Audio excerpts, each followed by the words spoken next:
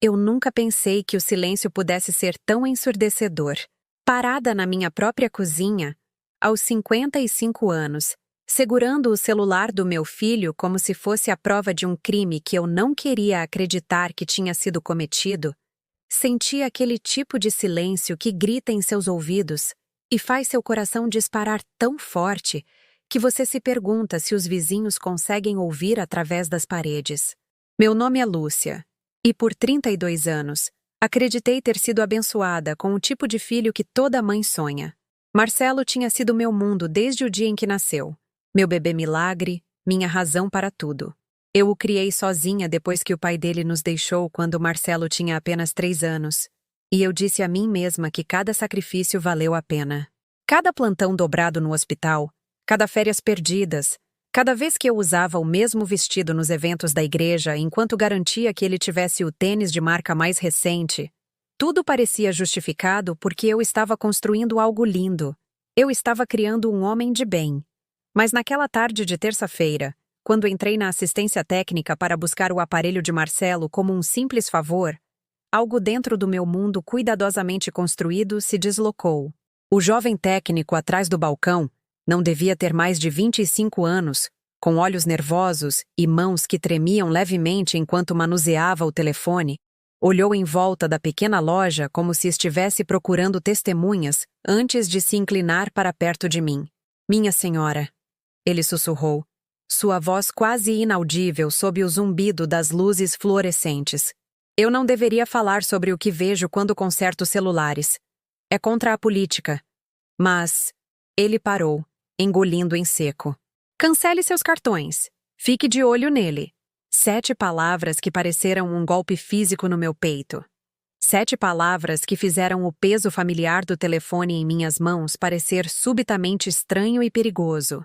7 palavras que transformaram meu filho de 32 anos, o menino que me trazia flores do campo e me chamava de minha garota predileta, em um estranho que eu tinha medo de conhecer. Se você está assistindo a esta história e reconhece a sensação de ter seu mundo virado de cabeça para baixo por alguém em quem você confiava completamente, por favor, inscreva-se no nosso canal. Estamos tentando chegar a 1000 inscritos, e seu apoio nos ajuda a compartilhar mais histórias como esta. Comente abaixo e nos diga de qual cidade você está assistindo. Saber que estamos conectados apesar das distâncias de alguma forma faz com que essas histórias difíceis pareçam menos solitárias. Eu dirigi para casa naquele dia segurando o volante com tanta força que meus nós dos dedos ficaram brancos, o celular de Marcelo no banco do passageiro como uma bomba esperando para explodir. Cada farol vermelho me dava mais um momento para pensar sobre o que o técnico poderia ter visto. Cada curva me aproximava de uma conversa que eu não estava pronta para ter, mas sabia que não poderia evitar. Marcelo estava me esperando quando cheguei em casa, esparramado no meu sofá, aquele que economizei por 8 meses para comprar em uma liquidação, com os pés na minha mesinha de centro como se fosse dono do lugar. O que? Eu estava começando a perceber com um pavor crescente, talvez ele pensasse que fosse. Finalmente, ele disse sem tirar os olhos da minha televisão, que estava exibindo algum programa de notícias de economia que nunca me interessou. Por que demorou tanto? Tenho compromissos. Estendi o celular dele, observando seu rosto cuidadosamente em busca de qualquer sinal de culpa ou nervosismo. Mas Marcelo apenas o pegou com a casualidade de quem se sente no direito, algo que eu de alguma forma aprendera a aceitar ao longo dos anos, deslizando-o no bolso sem sequer um obrigado. Naquela noite, deitei acordada olhando para o teto do meu quarto, repassando cada interação que tive com meu filho nos últimos meses. O jeito como ele começou a fazer perguntas detalhadas sobre minhas contas de aposentadoria, alegando que estava apenas preocupado com minha segurança financeira. Como ele me convenceu a adicioná-lo às minhas contas bancárias, apenas no caso de algo acontecer e você precisar de ajuda para gerenciar as coisas. Os documentos de procuração pública que ele trouxe um domingo depois da igreja, explicando que todo adulto responsável deveria ter esses papéis em ordem. Eu assinei tudo sem hesitar porque confiava nele completamente. Porque ele era meu filho, e mães deveriam confiar em seus filhos, especialmente quando esses filhos são homens adultos com educação universitária e empregos estáveis. Porque eu acreditava que todo o amor que dediquei a criá-lo havia criado alguém que me protegeria, não que me exploraria. Mas ali deitada na escuridão, comecei a me lembrar de outras coisas também. O jeito como Marcelo se tornou distante no último ano, visitando com menos frequência e passando a maior parte do nosso tempo junto no celular ou no laptop. Como ele começou a fazer comentários sobre minha abordagem antiquada em relação ao dinheiro, sugerindo que eu era muito conservadora com meus investimentos e muito ingênua com minhas economias. A maneira sutil, mas persistente, como ele começou a questionar minha lucidez mental, fazendo piadas sobre lapsos de memória, que não pareciam particularmente engraçadas. Lembrei-me da conversa que tivemos na semana passada sobre a casa em que eu morava há 15 anos. A casa pela qual trabalhei anos fazendo horas extras para poder pagar. A casa onde criei um lar para nós dois. Marcelo havia sugerido que talvez fosse hora de eu mudar para um lugar menor, considerar vender e ir para um apartamento menor. Você não precisa de todo esse espaço, mãe, ele disse, gesticulando pela minha sala de estar como se fosse um fardo em vez de uma bênção. E o mercado está muito bom agora. Você provavelmente conseguiria um ótimo preço. Na época, eu me senti tocada por ele estar pensando no meu futuro, preocupado com minhas necessidades práticas à medida que eu envelhecia. Agora, olhando para as sombras no meu teto, eu me perguntava se ele estava calculando algo totalmente diferente. Eu me perguntava se ele estava descobrindo quanto do valor da casa ele poderia acessar se eu vendesse, quanto do meu pé de meia de aposentadoria ele poderia redirecionar para seus próprios propósitos. A mulher que eu era 24 horas antes teria descartado esses pensamentos como bobagem paranoica. A mulher que eu estava me tornando, a mulher que o aviso daquele técnico havia despertado, não podia ignorar o padrão crescente de comportamento que subitamente fazia um sentido perfeito e terrível. Pensei em meus pais, que trabalharam a vida inteira para deixar algo para seus filhos. Meu pai tinha sido um mecânico que guardava cada centavo que podia, e minha mãe cuidava da casa e criava 4 filhos com um orçamento tão apertado que às vezes comíamos feijão puro no jantar por 3 noites seguidas. Eles morreram com 6 meses de diferença quando eu tinha 48 anos, deixando-me uma herança modesta que eu investi cuidadosamente, tratando-a como o sagrado legado que deveria ser. Esse dinheiro, combinado com meu salário de enfermeira e os pequenos benefícios do INSS que comecei a receber, finalmente me deu a segurança financeira pela qual trabalhei durante toda a minha vida adulta. Pela primeira vez desde que Marcelo nasceu, eu não estava vivendo de salário em salário. Pela primeira vez em décadas, eu podia pagar pequenos luxos como comer em um restaurante ocasionalmente ou comprar roupas novas sem me sentir culpada pela despesa. E agora eu estava deitada, acordada, me perguntando se meu próprio filho, o menino por quem eu sacrifiquei tudo, o homem que eu tinha tanto orgulho de ter criado, estava planejando sistematicamente tirar tudo de mim. A manhã seguinte trouxe um telefonema que deveria ter sido rotineiro, mas que parecia mais uma peça de evidência que eu não queria coletar. Marcelo precisava que eu o levasse ao banco porque o carro dele estava na oficina. Ou assim ele disse. Enquanto eu estava sentada no banco do motorista, observando-o através das janelas de vidro do banco, notei o quão à vontade ele parecia conversando com o caixa, o quão familiar a interação deles parecia. Quando ele voltou para o carro, estava incomumente falante, quase animado. Boas notícias, mãe. Eu conversei com ele sobre unificar algumas de suas contas. Vai ser muito mais eficiente dessa forma, e eu posso te ajudar a acompanhar tudo melhor. A palavra unificar me atingiu como água gelada. Eu não tinha pedido a ele para unificar nada. Eu nem tinha mencionado ter problemas para acompanhar minhas contas, porque não estava tendo problemas. Eu estava gerenciando minhas próprias finanças com sucesso há mais de 30 anos. O que exatamente você unificou? Perguntei, tentando manter a voz firme enquanto minhas mãos agarravam o volante. Apenas algumas das contas menores. Nada demais. Confie em mim. Isso é o que as pessoas fazem quando chegam à sua idade. É planejamento inteligente. Sua idade. A frase me feriu mais do que deveria. 55 não era ser idosa. E minha mente estava tão afiada quanto sempre. Mas Marcelo vinha deixando cair esses pequenos comentários por meses. Referências casuais à minha idade avançada, que me faziam sentir como se eu já estivesse com um pé na cova e senil demais para cuidar dos meus próprios assuntos. Naquela tarde, liguei para o banco eu mesma. A jovem que atendeu foi educada, mas cautelosa quando perguntei sobre mudanças recentes nas minhas contas. Eu vejo que seu filho tem procuração, ela disse. Ele está autorizado a tomar esse tipo de decisão em seu nome. Há algum problema? Não, problema nenhum. Menti. Eu só queria entender o que foi movido para onde. Mas havia um problema. Um grande.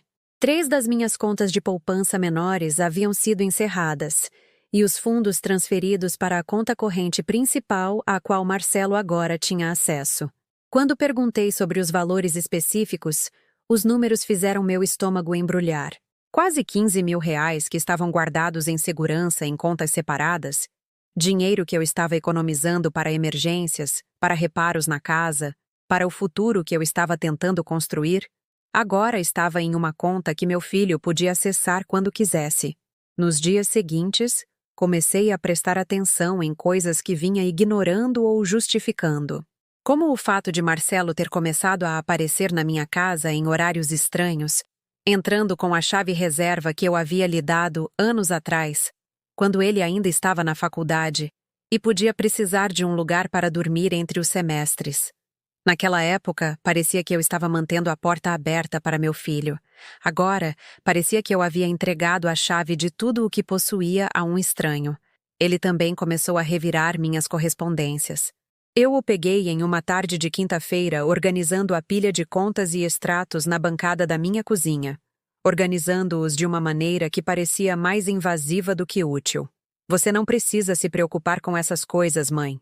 Ele disse quando me viu olhando. Eu estou cuidando disso. Você deveria estar relaxando, aproveitando sua aposentadoria. Mas eu ainda não estava totalmente aposentada. Eu havia tirado a aposentadoria antecipada do hospital onde trabalhei por 27 anos, mas ainda pegava plantões ocasionais para manter meus benefícios ativos e complementar minha renda. Eu tinha 55 anos, não 85, e era perfeitamente capaz de cuidar da minha própria correspondência. A pior parte era o quão natural ele fazia tudo parecer, como ele apresentava cada invasão como uma gentileza. Quando o encontrei no meu computador em uma noite, logado no meu e-mail, ele explicou que estava apenas verificando se você não está perdendo nada importante. Eu encaminhei algumas coisas para mim, ele disse casualmente. Oportunidades de investimento, informações de seguro, coisas que talvez você queira que eu verifique para você. Eu queria perguntar quem havia lhe dado permissão para acessar meu e-mail, mas a pergunta ficou presa na minha garganta. Como você confronta seu próprio filho sobre a traição da sua confiança? Como você olha para a pessoa que você mais ama no mundo e pergunta se ela está te roubando? Em vez disso, comecei a mudar minhas senhas. Silenciosamente, cuidadosamente, quando Marcelo não estava por perto. Eu disse a mim mesma que estava apenas sendo cautelosa, apenas me protegendo contra roubo de identidade ou fraude online. Mas no fundo, eu sabia que estava me protegendo contra meu próprio filho. As evidências continuaram se acumulando como nuvens de tempestade antes de um furacão. Encontrei extratos bancários no bolso da jaqueta de Marcelo quando estava lavando suas roupas. Extratos de contas que eu nem sabia que existiam. Contas que mostravam transferências regulares da minha conta corrente. Quantias pequenas no início, 50 ou 100 reais por vez. Mas, ao olhar as datas, percebi que isso estava acontecendo há quase 6 meses. Quando o confrontei sobre os extratos, Marcelo nem teve a decência de parecer envergonhado. Eu estava movendo parte do seu dinheiro para investimentos de maior rendimento. Ele disse, como se estivesse me fazendo um favor. Você está perdendo dinheiro mantendo tudo em contas poupança básicas. Estou tentando te ajudar a construir patrimônio. Mas você não me perguntou, eu disse. Minha voz mal ultrapassando um sussurro. Eu não deveria ter que perguntar. Estou zelando pelos seus melhores interesses. Além disso, Você me deu procuração especificamente para que eu pudesse lidar com coisas assim. A crueldade casual dessa resposta me tirou o fôlego. Eu havia lhe dado procuração porque confiava nele, porque queria saber que se algo me acontecesse, alguém que eu amava seria capaz de cuidar dos meus assuntos. Eu nunca imaginei que ele a usaria como uma licença para pegar o que quisesse, quando quisesse. Mas Marcelo não tinha terminado. Na semana seguinte, ele começou a falar sobre minha idade e capacidade mental com mais frequência, fazendo comentários sobre minha confusão e minha tendência a esquecer as coisas. Ele contradizia o que eu dizia, depois agia preocupado quando eu o corrigia. Mãe, nós conversamos sobre isso ontem. Ele dizia sobre conversas que eu tinha certeza de que nunca aconteceram. Você está ficando um pouco esquecida. Talvez devêssemos conversar com seu médico sobre isso. A manipulação psicológica era tão sutil, tão cuidadosamente elaborada, que comecei a questionar a mim mesma. Eu estava esquecendo as coisas? Eu estava ficando confusa? Marcelo estava certo de que eu precisava de mais ajuda do que queria admitir? Então lembrei-me do aviso do técnico. Cancele seus cartões. Fique de olho nele. Aquele jovem havia visto algo no telefone de Marcelo que o fez quebrar a política da empresa para alertar uma estranha. O que quer que ele tenha visto era sério o suficiente para que ele arriscasse seu emprego para me alertar. Comecei a manter um diário, anotando conversas e eventos conforme aconteciam para poder consultá-los mais tarde. Documentei cada vez que Marcelo acessava minhas contas, cada vez que tomava decisões sem me consultar, cada vez que me fazia sentir que estava perdendo a cabeça. O diário se tornou minha âncora para a realidade, em um mundo onde meu próprio filho estava sistematicamente minando minha confiança nas minhas próprias percepções. Página após página se enchia de evidências de manipulação, roubo financeiro e abuso emocional disfarçado de preocupação filial. Lendo aquelas anotações, percebi que estava documentando a destruição de tudo o que eu acreditava sobre meu relacionamento com meu filho. O menino que eu criei para ser honesto e gentil havia se tornado um homem que estava roubando a própria mãe enquanto a convencia de que ela era incompetente demais para notar. Mas eu estava notando. E devagar, silenciosamente, eu estava começando a revidar. Continuei tentando lhe dar o benefício da dúvida porque é isso que as mães fazem. Criamos desculpas para nossos filhos muito depois de eles pararem de merecê-las. Então, quando Marcelo sugeriu jantarmos na Cantina Bellini, o restaurante italiano onde costumávamos comemorar seus bons boletins quando ele era jovem, pensei que talvez fosse a maneira dele de se reconectar, de voltar ao filho de quem eu me lembrava. Eu deveria ter desconfiado quando ele insistiu em dirigir meu carro em vez do dele. O seu é mais confiável, ele disse. Mas notei como ele ajustou meu banco e meus espelhos como se estivesse tomando posse do território. Como ele programou o próprio telefone no meu sistema Bluetooth sem pedir permissão. No restaurante, observei-o pedir os itens mais caros do cardápio. A lagosta especial, uma garrafa de vinho que custava mais do que eu costumava gastar em compras em uma semana. Quando o garçom perguntou sobre a sobremesa, Marcelo pediu 3 opções diferentes para compartilhar. Embora eu não tivesse tocado na metade da minha própria refeição. É bom, não é, mãe? Ele disse, erguendo sua taça de vinho. Deveríamos fazer isso mais vezes. Você merece se presentear. Mas quando a conta chegou, ele fez um show de apalpar os bolsos e checar o telefone. Ah, droga! Minha carteira está no meu outro carro. Mãe, você pode pagar esta? Eu te pago de volta. Tom, eu sabia que ele não me pagaria de volta. Assim como não tinha me pago pelo conserto de carro de emergência que cobri no mês passado, ou pelo depósito de segurança do apartamento com o qual ele alegou precisar de ajuda, ou pelas dezenas de outros empréstimos temporários que se tornaram presentes permanentes sem meu consentimento. Paguei a conta de R$ 140 com meu cartão de crédito, observando o garçom passá-lo enquanto Marcelo conversava casualmente sobre seus planos de fim de semana. Planos que aparentemente incluíam uma viagem para um resort de luxo com amigos que eu nunca poderia pagar para visitar. Na volta para casa, ele tocou novamente no assunto da minha casa. Sabe, mãe, eu estava pensando, este lugar está começando a ser demais para você cuidar. O trabalho no quintal, a manutenção, todas aquelas escadas. Você já considerou o que aconteceria se você caísse e não conseguisse se levantar? A preocupação em sua voz parecia genuína, mas eu tinha aprendido a ouvir o cálculo por baixo. Marcelo não estava preocupado com eu cair nas minhas próprias escadas. Ele estava preocupado com o valor da minha casa parado ali, sem uso, quando ele poderia estar acessando-o para seus próprios propósitos. Eu sou perfeitamente capaz de cuidar da minha própria casa, eu disse, mas mesmo para os meus próprios ouvidos, minha voz soou defensiva em vez de confiante. Claro que sim, agora, mas precisamos pensar no futuro. O que acontece em 5 anos? 10 anos? Não seria mais inteligente vender enquanto o mercado está bom e investir esse dinheiro em algum lugar onde ele possa trabalhar para você? Trabalhar para mim? Ou trabalhar para ele? Eu estava começando a entender que no vocabulário de Marcelo, essas duas frases significavam a mesma coisa. A semana seguinte trouxe uma visita de Juliana, a namorada de Marcelo. Uma mulher na casa dos 20 e poucos anos que trabalhava em algum tipo de serviços financeiros e falava sobre dinheiro com a confiança casual de alguém que nunca teve que escolher entre pagar a conta de luz e comprar mantimentos. Eu a tinha encontrado algumas vezes antes, mas esta visita parecia diferente, mais calculada. Lúcia, Marcelo me contou muito sobre a sua situação. Juliana disse, se ajeitando na minha sala de estar como se estivesse conduzindo uma reunião de negócios. Acho maravilhoso o quão envolvido ele está em ajudar você a planejar seu futuro. Minha situação. Como se ter 55 anos e ser financeiramente estável fosse algum tipo de condição médica que exigisse intervenção profissional. Eu estive analisando seu portfólio.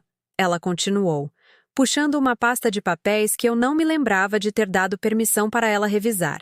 Definitivamente há algumas oportunidades para otimizar seus investimentos.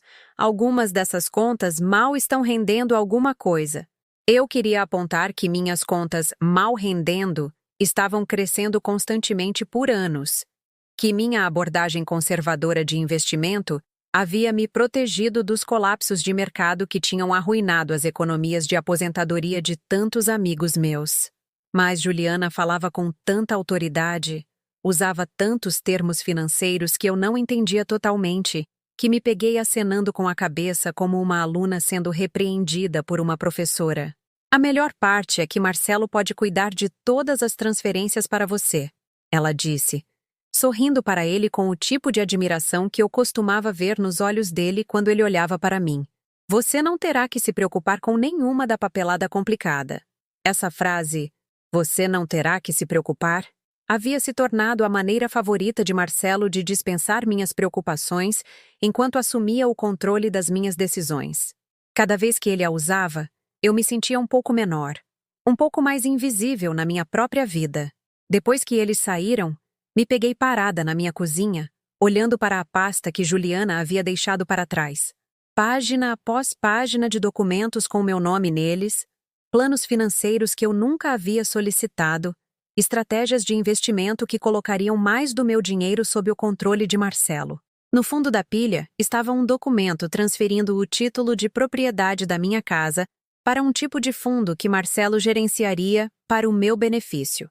A linha de assinatura estava em branco, esperando por mim para ceder a casa que eu trabalhei 27 anos para possuir. Liguei para minha vizinha, Dona Aurora, que era minha amiga desde que me mudei para o bairro há 15 anos. Dona Aurora tinha 72 anos e era esperta como um raio, com o tipo de sabedoria prática que vem de sobreviver a 8 décadas da bobagem dos outros. Querida, ela disse depois que eu expliquei o que Marcelo estava fazendo. Meu falecido marido costumava dizer que quando alguém insiste em cuidar do seu dinheiro para o seu próprio bem, geralmente está planejando cuidar dele para o bem próprio. Mas ele é meu filho, eu disse, as palavras soando vazias mesmo enquanto eu as pronunciava. Isso torna a situação pior, não melhor. Sangue não dá a alguém o direito de te roubar. E é isso que parece. Roubo disfarçado de preocupação. A franqueza de Dona Aurora era exatamente o que eu precisava ouvir, mas também era aterrorizante.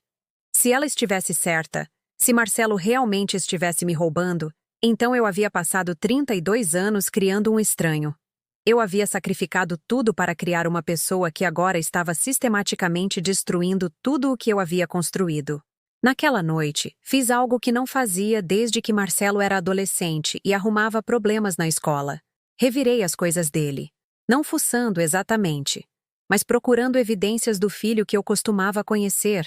Algum sinal de que o menino que costumava me fazer cartões de Dia das Mães ainda estava em algum lugar dentro do homem que estava pegando meu dinheiro. Em vez disso, encontrei impressões dos meus extratos bancários de meses atrás, análises detalhadas dos meus padrões de gastos, e o que parecia ser uma linha do tempo, mostrando quando várias contas estariam totalmente acessíveis a ele. Havia anotações na caligrafia dele calculando o valor potencial de venda da minha casa, estimativas da minha expectativa de vida com base em tabelas atuariais e um plano de negócios para algo chamado Investimentos Família Oliveira, que parecia envolver o uso dos meus bens como garantia para empreendimentos sobre os quais eu não sabia nada. A descoberta mais devastadora foi uma troca de mensagens de texto que ele aparentemente havia impresso, conversas com Juliana sobre o cronograma e fazê-la cooperar. Em uma troca, Juliana havia escrito: "Apenas continue dizendo a ela que está ficando confusa. Pessoas mais velhas odeiam se sentir incompetentes. Então, elas concordarão com qualquer coisa que as faça sentir que ainda estão no controle." Marcelo havia respondido: "Já em andamento. Ela está começando a questionar a si mesma sobre tudo. Devo ter acesso ao valor da casa dentro de um mês." Eu me sentei no chão do meu quarto, cercada por evidências da traição do meu filho, e senti algo se quebrar dentro do meu peito que eu sabia que nunca se curaria da mesma forma. Isso não era roubo financeiro. Era assassinato emocional. Marcelo não estava apenas roubando meu dinheiro. Ele estava matando a mãe que o amou incondicionalmente, substituindo-a por uma velha confusa que precisava da orientação dele para sobreviver. Mas enquanto eu estava sentada ali na escuridão, lendo os cálculos cruéis que reduziam meu amor a uma oportunidade de negócio, senti algo mais se agitar sob o coração partido. Não raiva exatamente. Algo mais quieto, mas mais perigoso. Pela primeira vez em meses, eu não estava questionando minhas próprias percepções ou duvidando da minha própria memória. Pela primeira vez desde que este pesadelo começou, eu sabia exatamente com quem estava lidando. E comecei a planejar. O silêncio na minha casa tornou-se insuportável após aquela descoberta. Cada cômodo ecoava memórias do filho que eu pensei que conhecia. E cada canto parecia esconder evidências do estranho que ele havia se tornado. Parei de atender o telefone quando Marcelo ligava, deixando tocar até a caixa postal atender, e então ouvia suas mensagens com um desapego que me assustava mais do que a raiva teria assustado. "Mãe, você está esquisita?" A voz dele diria pelo alto-falante, casual e irritada. Como se eu estivesse o incomodando por não estar disponível para qualquer manipulação que ele tivesse planejado em seguida. "Me ligue de volta. Precisamos conversar sobre a papelada que Juliana deixou." A papelada. Sempre a papelada. Documentos que assinariam partes da minha vida. Transfeririam o controle do meu futuro para alguém que me via como nada mais do que um ativo envelhecido a ser liquidado. Comecei a ter sonhos onde eu estava invisível, andando pela minha própria casa, enquanto Marcelo e Juliana a redecoravam ao meu redor, discutindo cores de tinta e arranjos de móveis como se eu já tivesse partido. Nesses sonhos, eu tentava falar, tentava dizer a eles que esta era a minha casa, mas nenhum som saía.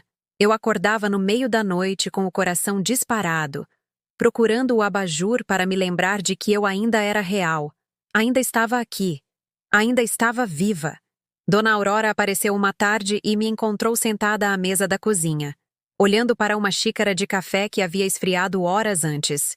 A casa estava escura, embora fosse meio da tarde, todas as cortinas fechadas contra um mundo que subitamente parecia muito claro e muito cruel. "Lúcia, querida, você está horrível", ela disse, sentando-se na cadeira à minha frente com os movimentos cuidadosos de quem reconhece uma crise quando a vê. "Quando foi a última vez que você comeu algo?" Eu não conseguia me lembrar. A comida havia perdido todo o sabor e apelo. tornando-se apenas mais uma coisa com a qual eu deveria me importar, mas não conseguia priorizar. Meu corpo estava funcionando no piloto automático, enquanto minha mente tentava processar a destruição completa de tudo o que eu acreditava sobre minha vida. Ele costumava me trazer flores, eu disse, sem olhar para Dona Aurora, sem olhar para nada realmente. Todo Dia das Mães, todo aniversário, às vezes só porque tinha visto e pensado em mim. Margaridas, geralmente. Dizia que o lembravam do meu sorriso. Dona Aurora estendeu a mão sobre a mesa e cobriu a minha com a dela. Sua pele era macia e enrugada, marcada por manchas da idade e anos de trabalho duro. Mas seu aperto era forte e firme. Eu sei, meu amor. Eu me lembro. Eu ficava dizendo a mim mesma que aquele menino ainda estava lá em algum lugar. Que isso era apenas uma fase. Apenas estresse do trabalho dele, ou do relacionamento, ou o que quer que fosse. Que eventualmente ele se lembraria de quem costumava ser e voltaria para mim. As palavras saíram monótonas e sem vida, como se eu estivesse lendo o elogio fúnebre de outra pessoa. Mas ele não vai voltar, vai? Porque aquele menino nunca existiu. Eu o criei na minha mente. O transformei no filho que eu queria em vez de ver o filho que eu realmente tinha. Dona Aurora ficou em silêncio por um longo momento, me deixando sentar com a terrível verdade que eu finalmente havia verbalizado. Quando ela falou, sua voz era gentil, mas firme. Você o amou do jeito que uma mãe deve amar seu filho. Isso não estava errado. E não foi tolice. O que ele está fazendo com você? Isso não é sua culpa. Mas parecia minha culpa. Parecia que cada escolha que fiz como mãe de alguma forma levou a este momento. Sentada na minha própria cozinha, me sentindo uma estranha na minha própria vida. Talvez eu tenha sido muito permissiva, muito generosa. Talvez eu o tenha criado para acreditar que tinha direito a tudo o que queria, sem ter que trabalhar por isso ou considerar o custo para os outros. O telefone tocou novamente, e desta vez eu nem olhei o identificador de chamadas. Eu sabia que era Marcelo. Sabia que ele estava ficando frustrado com minha súbita indisponibilidade. Uma parte de mim queria atender, voltar para a rotina confortável de ser a mãe confusa e dependente que precisava da orientação dele. Pelo menos assim, eu teria alguém com quem conversar, mesmo que cada conversa fosse envenenada com mentiras. Você deveria trocar suas fechaduras, Dona Aurora disse, me observando ignorar o telefone tocando. E suas senhas bancárias. E talvez conversar com um advogado sobre essa procuração. Qual é o sentido? A pergunta saiu mais áspera do que eu pretendia, com uma amargura que eu vinha tentando suprimir por semanas. Ele já pegou a maior parte do meu dinheiro. A casa será a próxima. E depois o quê? Serei uma daquelas senhoras idosas vivendo em moradia subsidiada, contando a quem quiser ouvir sobre o filho ingrato que destruiu sua vida. Pare com isso. A voz de Dona Aurora cortou minha autocompaixão com precisão cirúrgica. Você tem 55 anos, não 95. Você tem um cérebro na cabeça e habilidades que as pessoas precisam.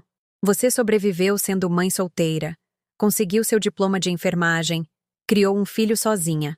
Você acha que tudo isso simplesmente desaparece porque uma pessoa traiu sua confiança? Eu queria acreditar nela, mas a força havia se esvaído de mim. Cada dia parecia nadar contra uma corrente que ficava cada vez mais forte, e eu estava cansada de lutar contra o inevitável. Talvez Marcelo estivesse certo. Talvez eu estivesse ficando muito velha para cuidar dos meus próprios assuntos. Talvez a confusão e o esquecimento que ele continuava mencionando fossem reais, e eu simplesmente não conseguia ver. Naquela noite, sentei-me na minha sala de estar com a televisão ligada, mas o som desligado, observando pessoas se moverem por suas vidas roteirizadas enquanto eu tentava descobrir como continuar com a minha vida não roteirizada. A casa parecia grande demais ao meu redor, cheia de espaços vazios que costumavam ser preenchidos com propósito e esperança. Peguei os álbuns de fotos que Marcelo havia descartado como inúteis quando estava catalogando meus pertences, folheando páginas de memórias que agora pareciam ficção. Lá estava eu, mais jovem e mais feliz, segurando um bebê de bochechas gordinhas que estava se esticando para a câmera com dedos pegajosos. Festas de aniversário, peças escolares, cerimônias de formatura, uma vida inteira documentada em fotografias desbotadas que contavam a história de um amor que eu pensei ser mútuo. Em uma foto, Marcelo não devia ter mais de 7 anos, banguela e sorrindo enquanto me presenteava com um cartão feito à mão, coberto de corações de giz de cera e letras tortas que soletravam "Melhor mãe do mundo". Eu me lembrava daquele dia claramente, o quão orgulhoso ele estava de sua criação, como ele me fez prometer guardá-lo para sempre. Eu ainda tinha aquele cartão, guardado em uma caixa de sapatos com dezenas de outros que ele havia feito ao longo dos anos. Evidência de uma infância que parecia tão cheia de afeto genuíno, tão intocada pela crueldade calculista que eu estava testemunhando agora. Ou aquele garotinho tinha sido um ator excepcional, ou algo havia morrido nele entre então e agora. De qualquer forma, ele se foi. E o luto por ele parecia o luto por alguém que nunca realmente existiu. A luz acabou por volta da meia-noite. Provavelmente outra tempestade que havia derrubado fios em algum lugar do bairro. Sentei-me na escuridão completa da minha sala de estar, sem me incomodar em procurar velas ou lanternas, encontrando algo quase pacífico na ausência de luz artificial. Na escuridão, eu não conseguia ver as evidências do meu mundo encolhendo. Não conseguia ser lembrada de todas as coisas que Marcelo havia tirado ou planejado tirar. Por alguns minutos, permiti-me imaginar como seria simplesmente desaparecer. Não dramaticamente, não como algum tipo de declaração, mas silenciosamente, pacificamente. Escorregar de uma vida que havia se tornado muito dolorosa para habitar. Poupar-me da humilhação de ver meu filho destruir sistematicamente tudo o que eu havia construído. Mas mesmo no meu desespero mais profundo, algo em mim resistiu àquela rendição final. Talvez fosse teimosia. Talvez fosse a parte de mim que havia sobrevivido a 32 anos de maternidade solteira e 27 anos de exigências físicas e emocionais como enfermeira. Talvez fosse apenas o instinto humano básico de continuar respirando, continuar lutando, mesmo quando lutar parecia inútil. Quando a luz voltou 1 hora depois, inundando o quarto com luz repentina, eu ainda estava sentada lá, ainda respirando. Ainda viva em uma vida que havia se tornado irreconhecível, mas que ainda era minha para viver. Olhei ao redor da minha sala de estar. Realmente olhei para ela pela primeira vez em semanas. Esta era a minha casa. Eu havia conquistado cada móvel, pago por cada melhoria, escolhido cada detalhe com cuidado e intenção. Marcelo poderia ter a autoridade legal para tirá-la de mim, mas ele não havia conquistado o direito a ela. Por 32 anos, eu me defini através do meu amor por meu filho. Mas talvez fosse hora de lembrar quem eu era antes de ele nascer.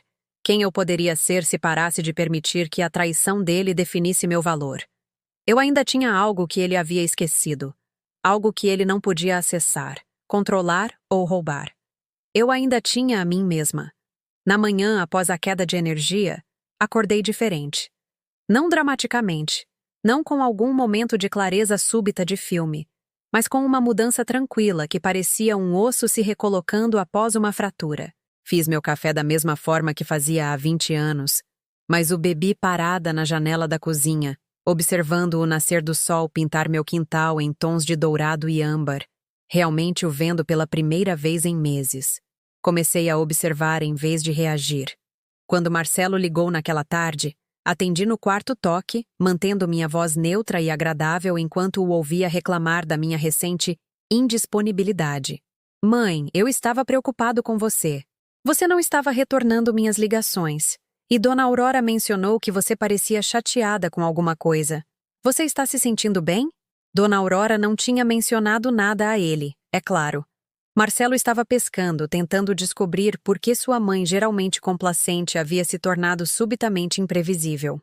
Eu podia ouvir o cálculo por trás da preocupação dele, a maneira como ele estava testando minhas respostas para avaliar se o controle dele estava escorregando.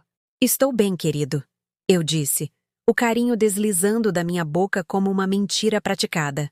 Só ando cansada ultimamente. Você sabe como é. Bem, é sobre isso que eu queria falar com você. Juliana acha que deveríamos levá-la a um médico para um check-up. Às vezes, o cansaço pode ser um sinal de... Bem, Problemas cognitivos. Sinais de alerta precoce. Lá estava. A sugestão, plantada com tanto cuidado, de que meu comportamento recente era evidência de declínio mental em vez de consciência despertada. Marcelo já estava construindo seu argumento sobre por que eu não podia ser confiável para tomar minhas próprias decisões, criando uma narrativa que justificaria assumir o controle completo da minha vida.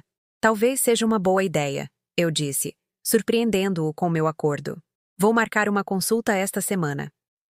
Mas eu não estava planejando ver o médico que Marcelo tinha em mente.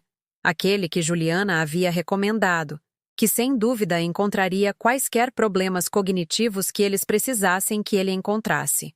Eu estava planejando ver o Dr. Bittencourt, que era meu médico há 15 anos, e sabia exatamente o quão afiada minha mente era. Depois que desliguei, sentei-me à mesa da cozinha e abri um novo caderno. Não o diário onde eu estava documentando as traições de Marcelo, mas algo diferente. Algo que parecia o começo de um plano em vez do fim da esperança. Comecei com o que eu sabia com certeza. Marcelo tinha acesso à minha conta corrente, mas não aos meus cartões de crédito. Ele podia mover dinheiro entre minhas contas existentes, mas não podia abrir novas sem minha assinatura. A procuração lhe dava ampla autoridade, mas não o tornava o proprietário legal dos meus bens. Ainda não. Mais importante, ele não sabia sobre o cofre de segurança que eu mantinha em um banco diferente há mais de uma década. Aquele onde eu guardava cópias de documentos importantes, algum dinheiro e as joias da minha avó. Foi uma precaução que tomei quando Marcelo ainda era adolescente, quando eu estava apenas sendo responsável em vez de me proteger do meu próprio filho. Naquela tarde, dirigi até o Banco Nacional, a pequena instituição local onde eu mantinha o cofre de segurança desde que Marcelo começou a faculdade. Dona Fátima, a gerente da agência, se lembrou de mim e sorriu calorosamente enquanto me acompanhava até o cofre. Faz tempo que não a vejo, Lúcia. Como está aquele seu filho? Crescendo. Eu disse simplesmente, o que era verdade o suficiente, embora não da maneira que ela provavelmente imaginava. Dentro da caixa de metal estavam tesouros que eu tinha esquecido que possuía. A escritura original da minha casa, mostrando o título claro apenas em meu nome. Cópias das minhas licenças e certificações de enfermagem. Prova de qualificações que Marcelo havia começado a descartar como desatualizadas. A certidão de casamento dos meus pais e minha própria certidão de nascimento. Documentos que estabeleciam minha identidade independente do meu papel como mãe de alguém. Mas a descoberta mais valiosa foi um documento que eu havia assinado anos atrás e esquecido.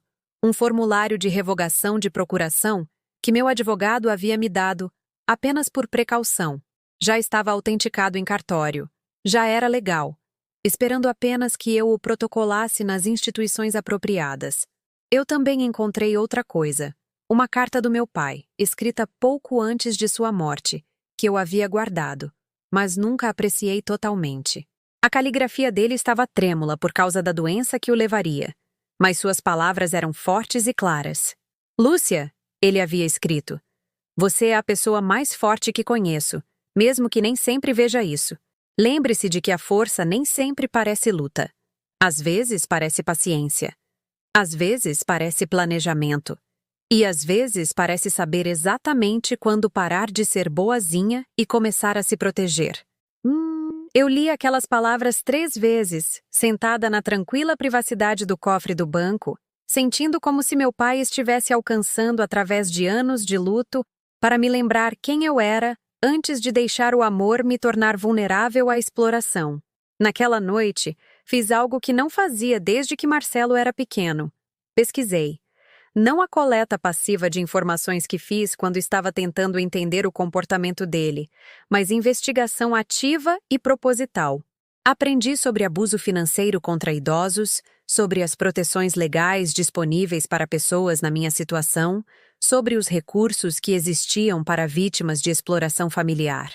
As estatísticas eram impressionantes. Bilhões de reais roubados de adultos mais velhos todos os anos, na maioria das vezes por seus próprios filhos ou parentes. Histórias que soavam estranhamente familiares. Filhos adultos que gradualmente assumiam o controle das finanças de seus pais, que os isolavam de amigos e sistemas de apoio, que usavam manipulação psicológica para convencer suas vítimas de que eram incompetentes para gerenciar seus próprios assuntos. Eu não estava sozinha. Eu não era a primeira mãe a descobrir que o amor incondicional poderia ser usado como arma contra ela. E o mais importante, eu não estava indefesa. Liguei para o consultório do Dr. Bittencourt e marquei uma consulta para um exame físico completo e avaliação cognitiva. Não porque eu acreditasse nas insinuações de Marcelo sobre meu estado mental, mas porque eu queria documentação da minha competência antes de dar meus próximos passos. Eu gostaria de tudo por escrito. Eu disse à recepcionista. Exames de sangue completos, testes cognitivos, o pacote completo. E eu gostaria que cópias de todos os resultados fossem enviadas diretamente para mim. Eu também liguei para o banco onde Marcelo estava unificando minhas contas e solicitei uma auditoria completa de todas as transações do último ano. Eu quero revisar tudo, eu disse à representante de atendimento ao cliente. Cada transferência, cada mudança no acesso à conta, cada documento que foi assinado ou modificado. Há algum problema com suas contas, senhora Lúcia Oliveira? Ainda não, eu disse. Mas quero ter certeza de que continue assim. Os dias seguintes passaram em silêncio enquanto eu esperava por consultas e reunia informações. Marcelo ligou 2 vezes, mas eu o deixei deixar mensagens, cada uma um pouco mais irritada do que a anterior. Eu estava aprendendo a ler o subtexto em suas palavras, a ouvir a ameaça sob a preocupação. Mãe, estou começando a me preocupar que você não esteja pensando claramente. Talvez devêssemos ter aquela conversa sobre conseguir ajuda em casa. Alguém para garantir que você esteja cuidando de si mesma adequadamente. Alguém para me monitorar, ele quis dizer. Alguém para reportar minhas atividades de volta a ele. Para garantir que eu não estivesse desenvolvendo uma independência inconveniente ou fazendo perguntas desconfortáveis. Mas eu estava além do ponto de ser intimidada por suas insinuações. Cada dia que passava sem contato era um dia que eu usava para fortalecer minha posição, para me educar sobre minhas opções, para construir uma fundação para o que viesse a seguir. Dona Aurora apareceu uma tarde e me encontrou à mesa da cozinha, cercada por papéis e parecendo mais viva do que eu estava há semanas. Ora, vejam só você, ela disse, sentando-se em sua cadeira habitual com óbvia aprovação. Você parece alguém que se lembrou que tem coluna. Estou colocando meus planos em ordem, eu disse, sem dar detalhes sobre o que isso significava, mas sentindo-me confiante de que ela entenderia. Bom, e quando estiver pronta para usar esses planos, me avise se precisar de ajuda para mirar. Naquela noite, sonhei com meu pai novamente, mas desta vez ele não estava doente ou morrendo. Ele estava parado em sua oficina na garagem, me ensinando a usar ferramentas como fazia quando eu era jovem. No sonho, ele me entregou um martelo e disse: às vezes você tem que construir algo novo antes de poder derrubar o que está quebrado. Acordei entendendo exatamente o que ele queria dizer. Ainda não era hora de confronto. Não era hora de raiva ou acusações ou revelações dramáticas. Era hora de preparação cuidadosa e metódica. Hora de construir minhas defesas antes de desmantelar a ofensa dele. Marcelo achava que estava lidando com uma mulher confusa e envelhecendo que precisava da orientação dele para navegar em um mundo que havia se tornado muito complicado para ela gerenciar sozinha. O que ele não percebia era que estava lidando, na verdade, com uma enfermeira que havia passado 27 anos tomando decisões de vida ou morte sob pressão, resolvendo problemas que não tinham soluções óbvias e protegendo pessoas que não podiam se proteger. Agora era a hora de proteger a mim mesma. E eu era muito boa no meu trabalho. Os resultados do exame do Dr. Bittencourt chegaram em uma manhã de terça-feira, entregues em um envelope pardo grosso que parecia validação em forma de papel. Todos os testes voltaram exatamente como eu esperava. Função cognitiva perfeita. Excelente retenção de memória. Sem sinais de confusão ou declínio. Minha pressão arterial estava ligeiramente elevada. Mas, como o Dr. Bittencourt observou em seu resumo, consistente com os níveis de estresse esperados em alguém lidando com conflitos familiares significativos. Ele sabia. Sem que eu dissesse uma palavra sobre Marcelo diretamente, ele havia reconhecido os sinais de alguém sendo sistematicamente minado por pessoas em quem confiava. O relatório dele era completo, profissional e inequívoco. Lúcia Oliveira era uma adulta competente em pleno domínio de suas faculdades mentais.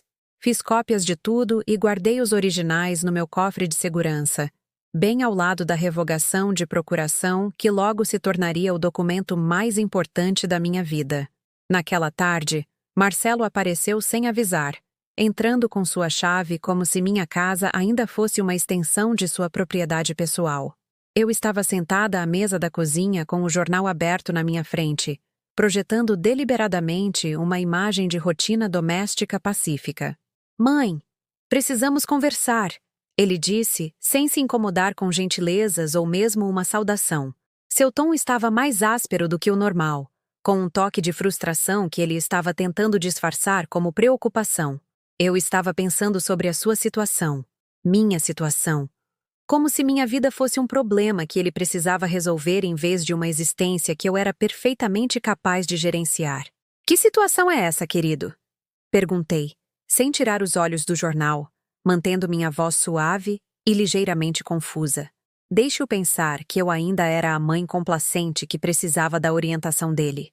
Sua saúde, suas finanças, seu futuro. Acho que é hora de tomarmos algumas decisões sérias sobre conseguir a ajuda que você precisa. Ele se sentou à minha frente sem ser convidado, espalhando seus próprios papéis sobre a minha mesa como se estivesse tomando posse do território.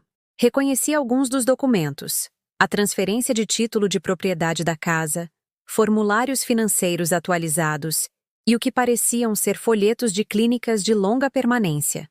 "Encontrei um lugar muito bom a cerca de 20 minutos daqui", ele continuou, deslizando um folheto brilhante para mim. "Eles têm diferentes níveis de cuidado, então, à medida que suas necessidades mudarem, você não precisará se mudar novamente. E a melhor parte é que podemos usar o valor da sua casa para pagar por isso." A instituição no folheto parecia agradável o suficiente. Jardins bem cuidados, moradores idosos sorrindo, funcionários alegres atendendo pessoas que pareciam gratas pela ajuda.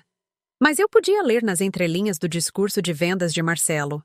Uma vez que eu estivesse instalada em cuidados gerenciados, isolada dos meus sistemas de apoio e dependente de funcionários que respondiam a administradores e não a mim, eu perderia os últimos vestígios de controle sobre minha própria vida. "Parece adorável", eu disse, folheando as páginas com o que eu esperava que parecesse interesse genuíno. "Quanto custa algo assim?" "Essa é a beleza, mãe. Você não precisa se preocupar com o dinheiro. Eu cuidarei de tudo isso para você. Tudo o que você precisa fazer é embalar quaisquer itens pessoais que queira manter, e todo o resto será resolvido. Todo o resto. Minha casa, minha independência, meu direito de tomar decisões sobre meu próprio futuro. Tudo seria resolvido por um filho que via minha vida como bens a serem gerenciados, em vez da existência autônoma de uma mulher a ser respeitada." "Quando isso aconteceria?" perguntei, ainda mantendo o tom de alguém que estava grata pelo planejamento atencioso dele. "Bem, essa é a questão. A lista de espera para as boas instituições é bem longa, mas conversei com alguém que disse que se pudermos nos mover rapidamente, tipo, nas próximas 2 semanas, eles podem ter uma vaga. 2 semanas. Marcelo estava acelerando seu cronograma, provavelmente porque minha recente indisponibilidade o havia deixado nervoso sobre perder o controle da situação. Ele me queria segura em cuidados gerenciados antes que eu pudesse desenvolver qualquer independência inconveniente ou começar a fazer perguntas que ele não queria responder. "Isso parece muito rápido", eu disse cuidadosamente. "Eu sei que parece repentino, mas honestamente, mãe, eu estou preocupado com você há meses. Viver sozinha nesta casa grande, gerenciar todas essas decisões financeiras por conta própria, é demais para alguém da sua idade. Desta forma, você pode relaxar e se divertir enquanto pessoas treinadas para ajudar cuidam de todas as coisas complicadas." A manipulação psicológica era tão suave, tão praticada, que eu podia ver como havia funcionado em mim antes. Marcelo apresentava minha competência como fardo, minha independência como isolamento perigoso, minha autonomia como uma responsabilidade muito pesada para alguém da minha idade avançada suportar. Mas agora eu podia ouvir a manipulação claramente, como ouvir uma música com o volume alto. Cada palavra era calculada para me fazer sentir culpada por querer manter o controle da minha própria vida, egoísta por não ser grata por meu filho amoroso querer me ajudar. Suponho que eu deva pensar sobre isso. Eu disse finalmente. Claro, tire todo o tempo que precisar. Mas não pense por muito tempo. Oportunidades como esta não surgem com frequência. Depois que ele saiu, sentei-me na minha cozinha por um longo tempo, olhando para os folhetos que ele havia deixado para trás. A clínica realmente parecia agradável e, em outras circunstâncias, poderia ter sido uma escolha razoável para alguém que realmente precisava de cuidados. Mas eu sabia que, uma vez que Marcelo me instalasse lá, uma vez que eu estivesse isolada da minha casa e dos meus sistemas de apoio, uma vez que minha casa fosse vendida e meus bens estivessem sob seu controle completo, não haveria volta. Eu tinha 55 anos, estava com excelente saúde e era totalmente capaz de cuidar dos meus próprios assuntos. A única razão pela qual Marcelo me queria em cuidados assistidos era para eliminar o inconveniente de ter que manter a pretensão de que ele estava ajudando em vez de roubar. Naquela noite, liguei para 3 advogados diferentes especializados em direito do idoso, usando uma lista de referências que encontrei através da minha pesquisa. Os 2 primeiros estavam lotados por semanas, mas a terceira, doutora Patrícia Fontes, concordou em me ver na tarde seguinte. Só para ser clara, ela disse durante nossa breve conversa por telefone. Estamos falando sobre alguém que está tentando tirar vantagem financeira de você? Sim, eu disse simplesmente. Meu filho. Houve uma pausa do outro lado da linha. E quando ela falou novamente, sua voz estava mais gentil, mas mais séria. Senhora Lúcia, essa é uma das situações mais difíceis com as quais lidamos. O abuso financeiro familiar é complicado porque o sistema legal presume que os membros da família agem no melhor interesse uns dos outros. Mas quero que saiba que você tem opções, e podemos discutir todas elas quando você vier. Passei aquela noite organizando tudo o que havia reunido na última semana. Extratos bancários, registros médicos, documentação do acesso de Marcelo às minhas contas, cópias dos documentos de procuração, e o diário detalhado que eu vinha mantendo sobre o comportamento dele. Quando terminei, havia montado um dossiê completo que contava a história de manipulação financeira sistemática disfarçada de preocupação filial. Na manhã seguinte, houve outra visita não anunciada de Marcelo, desta vez acompanhado por Juliana, que se portava com a autoridade confiante de alguém que acreditava estar participando de uma intervenção benevolente em vez de um roubo calculado. Lúcia, eu trouxe alguma papelada adicional para você dar uma olhada. Juliana disse, se ajeitando na minha sala de estar como se estivesse conduzindo uma reunião de negócios. Marcelo estava me falando sobre a clínica de cuidados, e eu acho que é uma solução maravilhosa. Mas precisamos concluir algumas dessas transições financeiras antes que você possa avançar. Ela espalhou documentos sobre minha mesinha de centro com eficiência praticada. Formulários que transfeririam minhas contas restantes para o nome de Marcelo, apólices de seguro atualizadas que o listavam como único beneficiário, e um testamento revisado que eu certamente não havia solicitado ou autorizado.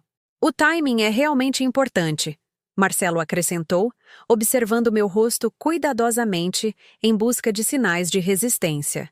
A clínica precisa de confirmação das fontes de pagamento antes que possam segurar a vaga. E algumas dessas transferências levam alguns dias para processar. Olhei para os papéis espalhados sobre minha mesa, cada um representando outra peça da minha independência que eles queriam que eu cedesse. 6 meses atrás, eu teria confiado nas explicações deles e assinado o que quer que eles colocassem na minha frente, grata por meu filho estar cuidando tão bem do meu futuro. Agora eu podia ver os documentos pelo que realmente eram. Os passos finais em um plano de longo prazo para me despojar de tudo o que eu havia conquistado, enquanto me convenciam de que era para o meu próprio bem. Isso é muita coisa para processar, eu disse, projetando a confusão cuidadosa que eles esperavam ver. Eu poderia ter 1 ou 2 dias para pensar a respeito? Marcelo e Juliana trocaram um olhar que eu não deveria notar, Um momento de comunicação silenciosa que confirmava que eles estavam trabalhando em equipe contra meus interesses. Claro, mãe, Marcelo disse, mas eu podia ouvir a paciência forçada em sua voz. Mas lembre-se, a clínica não vai segurar a vaga indefinidamente, e algumas dessas transferências financeiras são urgentes. Depois que eles saíram, juntei todos os documentos deles e os coloquei em uma pasta. Não porque pretendia assiná-los, mas porque eram provas de fraude que minha advogada precisaria ver. Em algumas horas, eu entraria no escritório de doutora Patrícia Fontes e começaria o processo de retomada da minha vida. Eu protocolaria a revogação da procuração, protegeria minhas contas e iniciaria procedimentos legais para me proteger de exploração futura. Mas primeiro, eu tinha mais uma coisa a fazer. Escrevi uma carta, não para Marcelo, mas para mim mesma. Um lembrete de quem eu era antes de permitir que o amor me tornasse vulnerável, e quem eu estava escolhendo me tornar agora que entendia a diferença entre ser cuidada e ser controlada. Eu sou Lúcia Oliveira, eu escrevi. Tenho 55 anos. Sou lúcida, capaz e merecedora de respeito. Criei um filho sozinha, trabalhei como enfermeira por 27 anos e construí uma vida da qual posso me orgulhar. Não permitirei que ninguém, incluindo meu próprio filho, me convença de que meu amor me torna tola, ou minha idade me torna incompetente. Amanhã, o trabalho de verdade começaria. Mas esta noite, pela primeira vez em meses, eu me senti eu mesma novamente. O escritório de doutora Patrícia Fontes não era nada do que eu esperava.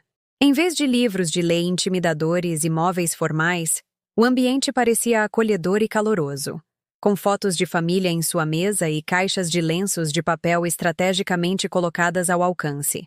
Ela era mais jovem do que eu, talvez no início dos 40, mas seus olhos transmitiam o tipo de compreensão que vem de ouvir histórias demais como a minha. Antes de começarmos, ela disse, revisando o dossiê que eu havia montado. Quero que saiba que o que você está descrevendo é mais comum do que você imagina. Filhos adultos que exploram financeiramente seus pais frequentemente seguem padrões muito semelhantes, e você fez um excelente trabalho documentando tudo. Ela espalhou minhas provas sobre a mesa de conferência. Extratos bancários mostrando transferências não autorizadas, a avaliação médica comprovando minha lucidez, cópias dos documentos de procuração e capturas de tela das mensagens de texto de Marcelo, discutindo seu cronograma para acessar meus bens. Isso é abuso financeiro contra idoso de livro. Ela continuou, sua voz objetiva, mas não rude.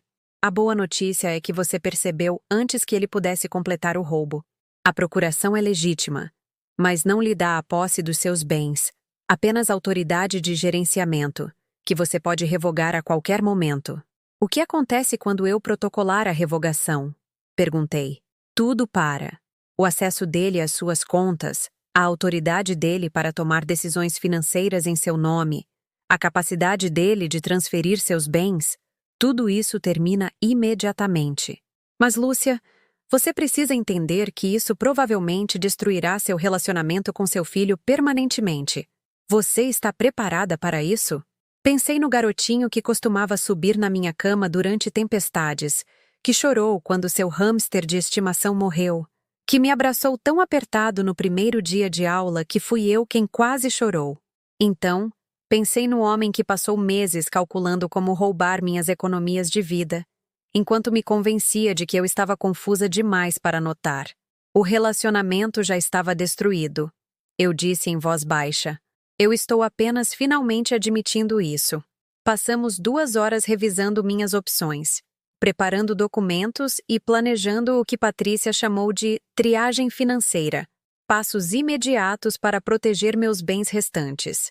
Quando saí do escritório dela, eu tinha um plano de ação claro e o suporte legal para executá-lo. A primeira ligação que fiz foi para o meu banco, usando um roteiro que Patrícia havia me ajudado a preparar. Aqui é Lúcia Oliveira, titular da conta corrente terminada em 4.847.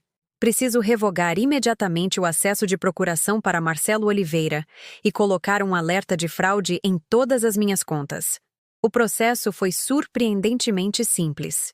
Em 1 hora, o acesso de Marcelo às minhas contas foi encerrado e novos protocolos de segurança foram estabelecidos, exigindo minha presença física e documento de identificação com foto para qualquer transação significativa.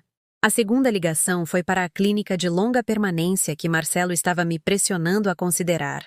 Estou ligando para informar que quaisquer comunicações que vocês tiveram com meu filho Marcelo Oliveira a respeito da minha possível residência foram não autorizadas, eu disse à coordenadora de admissões.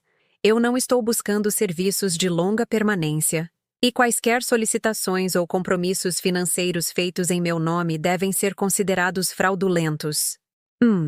Naquela tarde, dirigi até o banco onde Marcelo estava unificando minhas contas e solicitei a reversão completa de todas as transferências feitas sem meu consentimento explícito por escrito. O processo levaria alguns dias, mas o gerente me assegurou que o acesso não autorizado de Marcelo se qualificava como estelionato e o banco trabalharia para recuperar meu dinheiro. Então, voltei para casa e esperei. Marcelo ligou naquela noite e eu pude ouvir a confusão em sua voz antes mesmo que ele falasse. Mãe, estou com algum tipo de problema com o banco. Eles estão dizendo que meu acesso às suas contas foi revogado. Mas isso deve ser um engano. Você pode ligar para eles amanhã e resolver isso? Não é um engano, Marcelo. Eu disse, minha voz firme e calma. Eu revoguei sua procuração hoje. O silêncio do outro lado da linha se estendeu tanto que me perguntei se a ligação havia caído. Quando ele finalmente falou, seu tom havia mudado completamente. Sem mais falsa preocupação. Sem mais delicadeza manipuladora. Que diabos você está falando? Você não pode simplesmente revogar isso. Nós tínhamos um acordo. Nós tínhamos um acordo de que você me ajudaria a gerenciar minhas finanças se eu ficasse incapaz de fazê-lo sozinha. Em vez disso, você tem me roubado por meses enquanto tentava me convencer de que eu estava confusa demais para notar. A roubando? Mãe, tudo o que fiz foi para o seu próprio bem. Você não está pensando claramente. Pare. A palavra saiu mais cortante do que eu pretendia, interrompendo sua tentativa de me manipular psicologicamente mais uma vez. Eu sei exatamente o que você estava fazendo, Marcelo.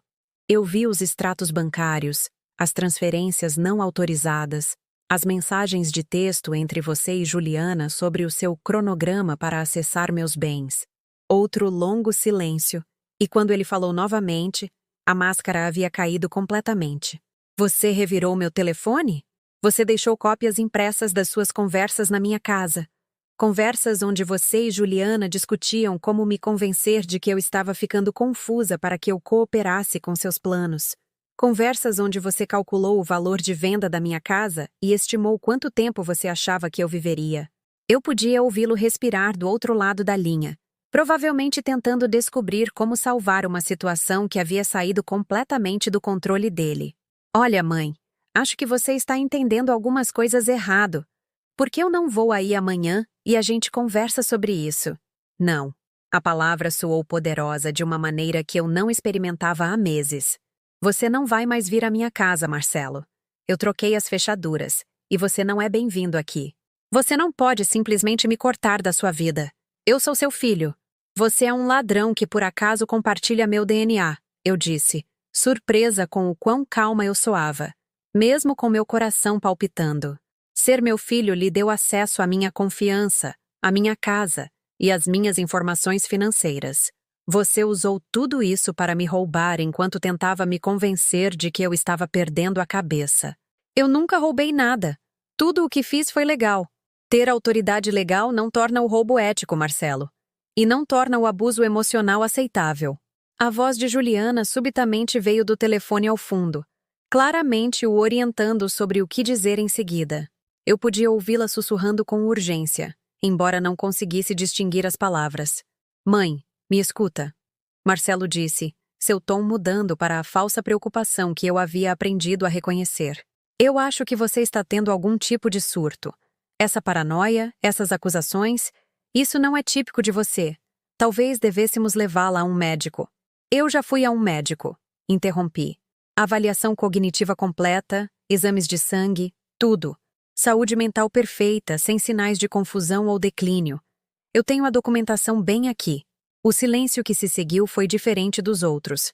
mais pesado, mais definitivo. Eu podia praticamente ouvi-lo percebendo que toda a sua manipulação cuidadosa, todo o seu minar sistemático da minha confiança, havia falhado em atingir o que ele havia planejado. Você se acha tão esperta, ele disse finalmente, sua voz fria de uma maneira que eu nunca tinha ouvido antes. Mas você vai se arrepender disso. Você vai acabar sozinha em alguma instituição pública porque foi teimosa demais para deixar que pessoas que realmente se importam com você ajudem. Pessoas que realmente se importam comigo não roubam meu dinheiro enquanto me dizem que estou confusa demais para gerenciar minha própria vida. Eu respondi. Pessoas que realmente se importam comigo não tentam me convencer a ceder minha casa para que possam acessar o valor dela. Certo, ele disse. E eu podia ouvir Juliana falando com mais urgência ao fundo. Você quer fazer isso do jeito difícil? Veremos o quão independente você é quando não tiver mais ninguém para ajudá-la. Eu não preciso de ajuda de pessoas que se servem do que é meu, eu disse. Adeus, Marcelo. Desliguei o telefone e me sentei na minha cozinha, ouvindo o silêncio que se seguiu. Não era o silêncio solitário com o qual eu vinha vivendo por meses. Era tranquilo, limpo, como a calmaria que vem depois de uma febre. Meu telefone tocou novamente quase imediatamente. Mas eu não atendi. Tocou mais 12 vezes durante a hora seguinte, alternando entre o número de Marcelo e o de Juliana. Mas eu deixei cada ligação ir para a caixa postal. Quando finalmente ouvi as mensagens na manhã seguinte, elas contavam a história de duas pessoas que perceberam que seu roubo cuidadosamente orquestrado havia sido descoberto e desmantelado. As primeiras mensagens eram tentativas de negociação, de me convencer de que eu estava cometendo um erro. As últimas eram ameaças disfarçadas de preocupação, avisos sobre o que aconteceria com uma idosa morando sozinha, sem apoio familiar. Mas eu não era idosa. Eu não estava sozinha e não estava com medo. Pela primeira vez em meses, eu estava livre. 3 meses depois, eu estava no meu jardim em uma manhã fresca de outubro, plantando bulbos que floresceriam na próxima primavera. Minhas mãos estavam sujas de terra, minhas costas doíam levemente de tanto me curvar, e eu nunca me senti tão viva. Os narcisos e tulipas que eu estava colocando na terra eram um ato de fé no meu próprio futuro, uma promessa para mim mesma de que eu estaria ali para vê-los crescer. O banco havia recuperado quase todo o meu dinheiro. As transferências de Marcelo foram revertidas.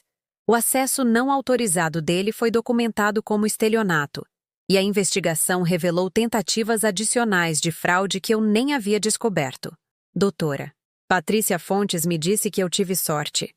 Muitas pessoas em situações semelhantes nunca recuperam mais do que uma fração do que foi roubado delas. Mas sorte não tinha nada a ver com isso.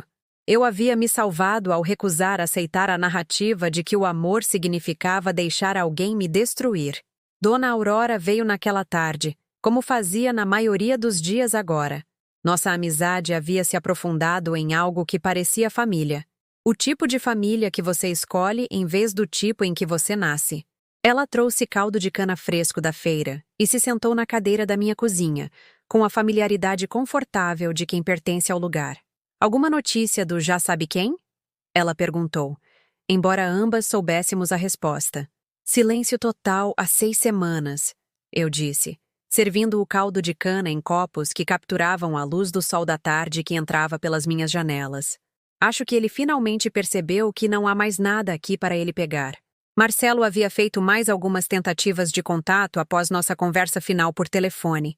Um e-mail alegando que ele estava tentando me proteger de tomar decisões financeiras ruins. Uma carta entregue por Juliana que sugeria que eu estava me isolando da família por causa de um orgulho mal colocado. Mas cada tentativa parecia mais desesperada e menos convincente do que a anterior. As ameaças cessaram quando Patrícia enviou uma notificação extrajudicial documentando o abuso financeiro e deixando claro que qualquer contato futuro resultaria em acusações criminais. Marcelo pode ser um ladrão, mas não era estúpido o suficiente para arriscar um processo por assédio além de todo o resto.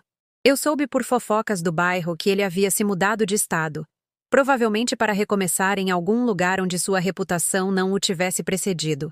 Uma parte de mim se perguntou se havia outro pai ou mãe confiante em seu futuro, outra fonte de dinheiro fácil disfarçada de preocupação filial. Mas esse não era mais meu problema para resolver. A mulher que eu era 6 meses atrás teria se sentido culpada pelo exílio dele. Teria se perguntado se eu havia sido muito dura, muito implacável. A mulher que eu era agora entendia que proteger-me de mais danos não era crueldade, era sabedoria. Minha casa parecia diferente agora, maior de alguma forma, como se remover a presença de Marcelo tivesse aberto um espaço que eu não sabia que estava faltando. Eu havia redecorado a sala de estar, não dramaticamente, mas de forma significativa, escolhendo cores e móveis que me agradavam em vez de acomodar as preferências de outra pessoa. As paredes exibiam fotografias que eu havia tirado durante viagens de fim de semana para lugares que eu sempre quis visitar, mas nunca tive tempo quando estava ocupada sendo a mãe perfeita e condescendente. Eu havia começado a namorar, embora isso parecesse uma palavra muito forte para o cortejo gentil que eu estava desfrutando com Roberto Costa, vizinho de Dona Aurora, que havia ficado viúvo 2 anos antes.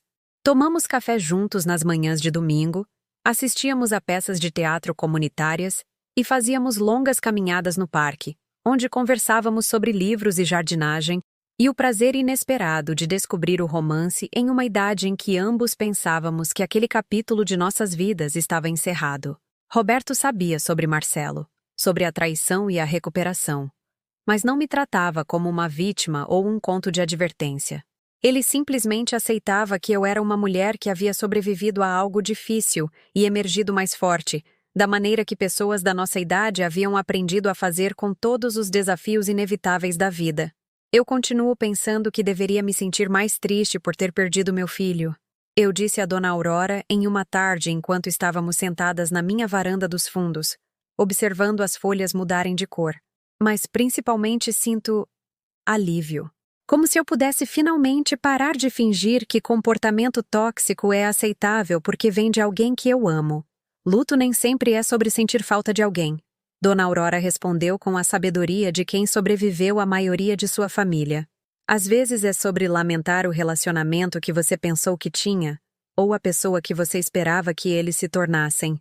Você pode lamentar o filho que você queria que Marcelo fosse sem sentir falta do homem que ele realmente se tornou. Eu havia voltado a trabalhar meio período no hospital, não porque precisasse mais do dinheiro, mas porque senti falta do senso de propósito que vinha de ajudar as pessoas a se curarem. Meus colegas me receberam de volta com um calor que me lembrou que eu tinha valor além do meu papel como mãe de alguém, habilidades que importavam no mundo, independentemente dos meus relacionamentos familiares. As outras enfermeiras, a maioria mais jovens, mas algumas da minha idade ou mais velhas, criaram uma comunidade da qual eu havia esquecido que fazia parte. Compartilhamos histórias sobre pacientes difíceis e famílias exigentes, sobre os desafios de pais envelhecendo e filhos ingratos, sobre a maneira como a vida às vezes nos dava reviravoltas que nunca prevíamos. Muitas delas tinham suas próprias histórias de traição familiar, filhos que roubaram delas, cônjuges que as abandonaram, parentes que exploraram sua bondade até que não houvesse mais nada para dar. Mas elas sobreviveram, reconstruíram, encontraram maneiras de criar significado e alegria, apesar das decepções que poderiam tê-las destruído. Eu aprendi que resiliência não era algo que você possuía ou não. Era algo que você praticava, como um músculo que ficava mais forte com o uso. Todo dia que eu escolhia seguir em frente em vez de para trás, construir em vez de lamentar, proteger a mim mesma em vez de acomodar pessoas que me faziam mal, eu estava exercitando essa resiliência.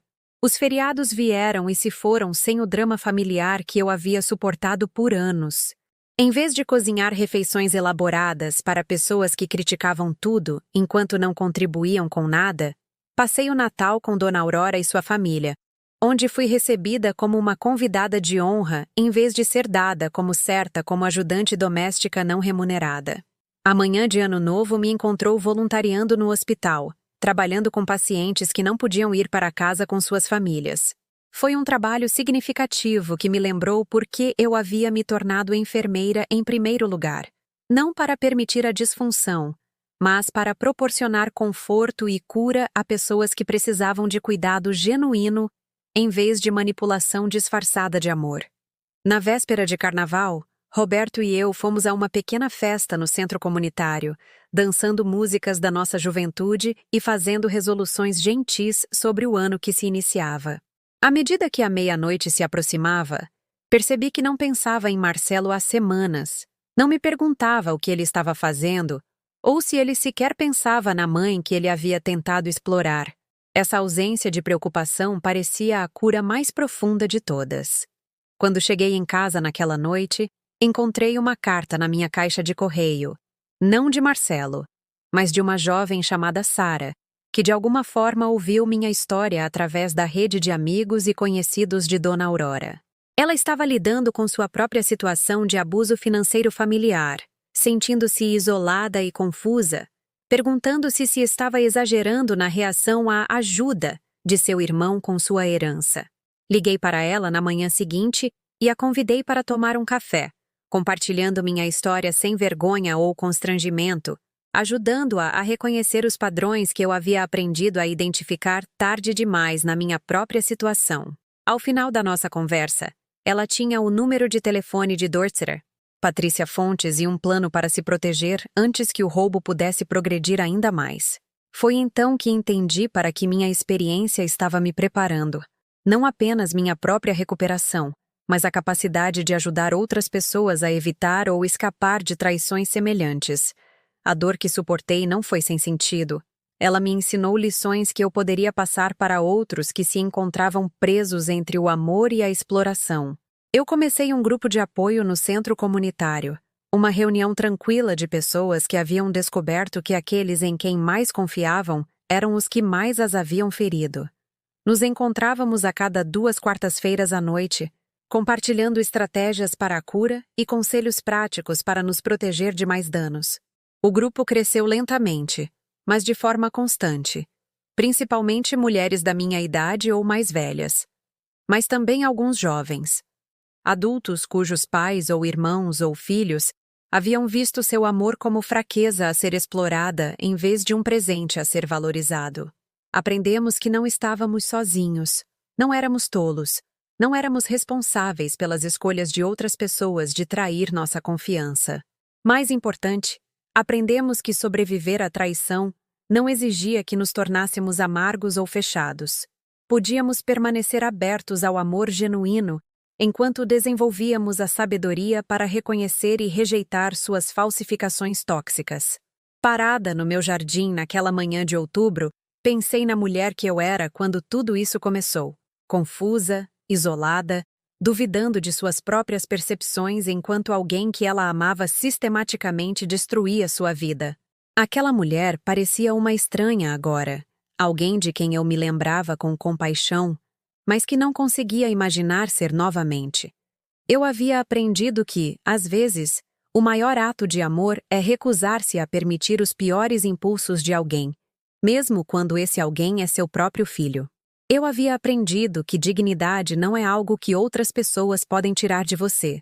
É algo que você escolhe manter ou escolhe entregar. E eu havia aprendido que nunca é tarde demais para salvar a si mesma. Não importa de quem você tenha que se salvar. Os bulbos que plantei naquela manhã floresceriam na próxima primavera, brilhantes e resilientes depois de sobreviverem ao inverno enterrados, assim como eu.